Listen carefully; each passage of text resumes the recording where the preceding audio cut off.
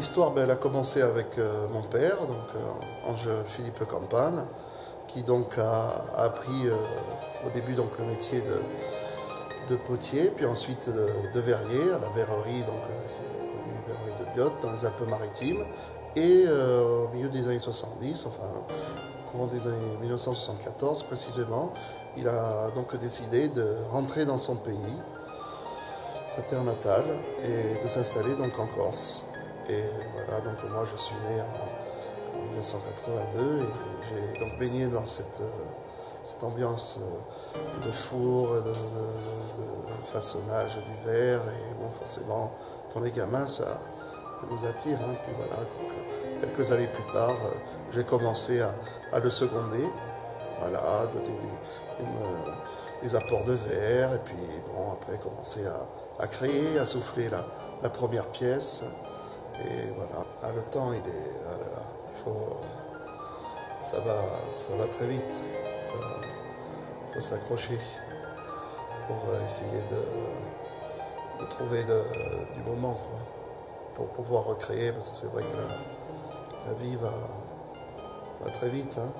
Déjà, ça fait plus de 20 ans que je travaille. Moi, j'ai l'impression que ça fait depuis hier que j'ai commencé.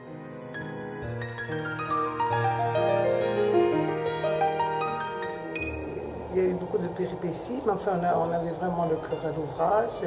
On a vendu notre maison sur le Côte d'Azur, puisque mon mari était verrier donc à Biot.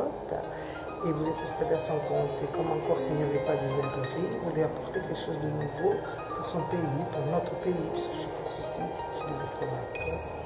Et en nous installant ici en 1974, il a fallu construire, aménager, il n'y avait ni route, ni électricité, puis pas de téléphone. C'était très difficile en 1974 de pouvoir communiquer avec le continent, les matières premières et tout ça. Et donc, les fours ont démarré en 1976. Voilà. Et dès les premières productions, donc c'était du bleu, je sais que les gens arrivaient, ils étaient vraiment émerveillés de voir fabriquer du verre en Corse, ils n'en avaient jamais vu, et puis depuis 1976, 74, 76, ça n'a plus arrêté. Malheureusement, il y a eu le décès de mon mari qui a été suivi, mais des enfants, tous les trois donc, ont appris le métier de verrier avec leur père, et David donc se trouve là à Felicette et continue perpétuer.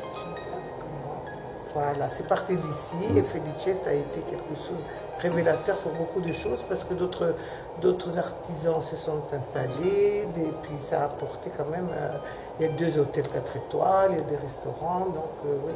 Et les Corses sont fidèles, ils viennent tous les ans, ils passent leurs commandes, ils viennent rechercher par la suite. Non. Même si la conjoncture est un peu plus difficile de nos jours, on a eu de belles années, on a eu des années de vaches grasses, même si un peu des vaches maigres, mais c'est quand même, on est quand même privilégié dans ce métier. Ah oui, c'est un beau métier. C'est un beau métier. Un métier de passion. Métier de passion. Les écoles, les enfants arrivent, sont très intéressés, les groupes, les troisième âge corse, ils aiment bien amener leurs petites lampes à huile, lampes à pétrole, des choses qui leur rappellent leurs souvenirs d'antan. Voilà. Ou d'Ampouva, c'était quelque chose. Moi, il y a des choses qui me marquent plus maintenant, de savoir vivre et puis transmettre des choses qu'on a reçues. Voilà, c'est un patrimoine vivant, ça qu'on se transmet.